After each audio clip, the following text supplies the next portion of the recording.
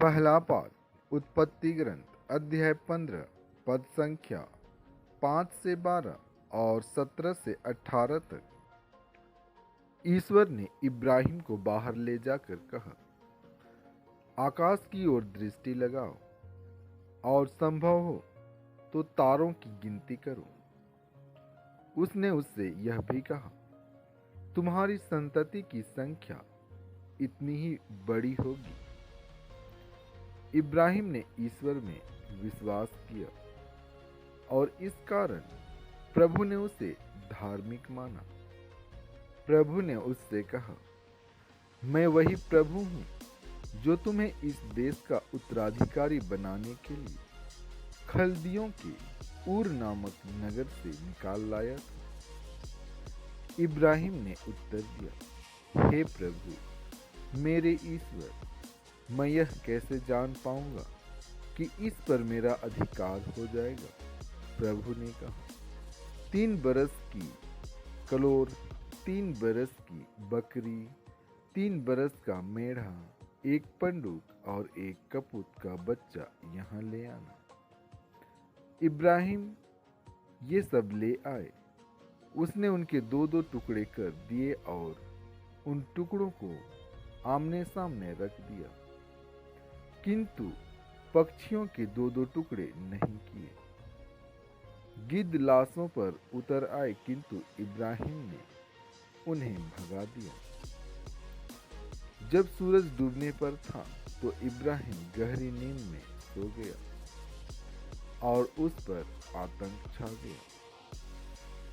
सूरज डूबने तथा गहरा अंधकार हो जाने पर एक धुआंती हुई अंगीठी तथा एक जलती हुई मशाल दिखाई पड़ी, जो जानवरों के उन टुकड़ों के बीच से होते हुए आगे निकल गई।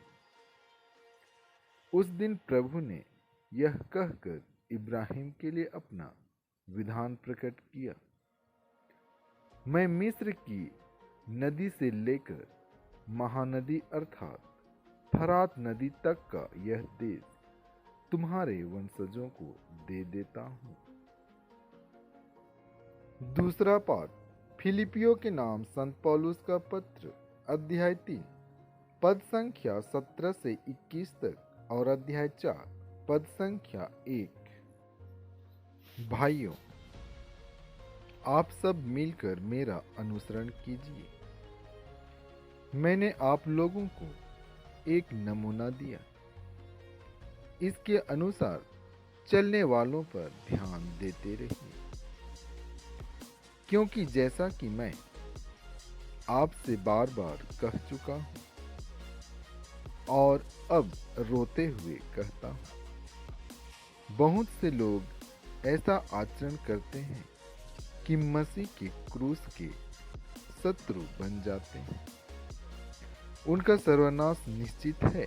वे भोजन को अपना ईश्वर बना लेते हैं और ऐसी बातों पर गौरव करते हैं जिन पर लज्जा करनी चाहिए। उनका मन संसार की चीजों में लगा रहता है। हमारा स्वदेश तो स्वर्ग है और हम स्वर्ग से आने वाले मुक्तिदाता प्रभु यीशु ख्रिस्त की राह देखते रहते हैं। वह जिस शक्ति द्वारा सब कुछ अपने अधीन कर सकते हैं, उसी के द्वारा हमारे तुच्छ शरीर का रूपांतरण करेंगे और उसे अपने महिमामय शरीर के अनुरूप बना देंगे। इसलिए हे मेरे प्रिय भाइयों, प्रभु में इस तरह दृढ़ रहिए। प्यारे भाइयों, मैं आप लोगों को बहुत प्यार करता हूँ।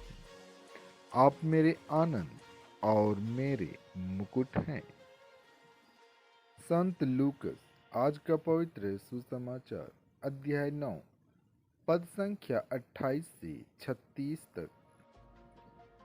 यीशु पेतरुस, योहन और याकूब को अपने साथ ले गए और प्रार्थना करने के लिए एक पहाड़ पर चढ़े।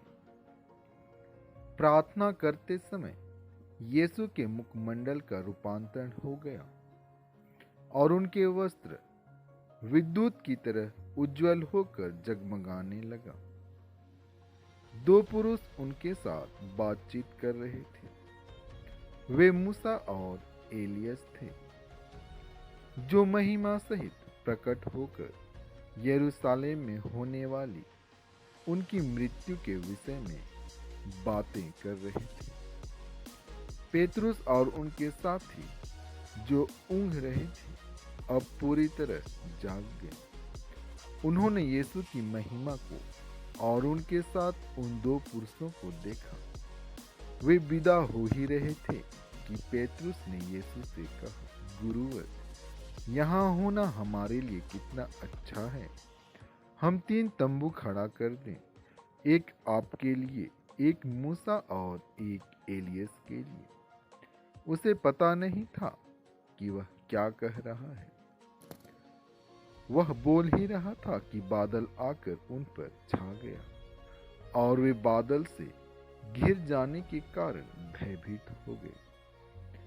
बादल में से यह वाणी सुनाई पड़ी, ये मेरा परम प्रिय पुत्र है, इसकी सुनो। वाणी समाप्त होने पर यीशु अकेले ही रह गए। शिष्य चुप रहे। उन्होंने जो देखा था उसके विषय में उस समय किसी से कुछ भी नहीं कहा। इन वचनों के द्वारा आपको आशीष मिले। आमीन।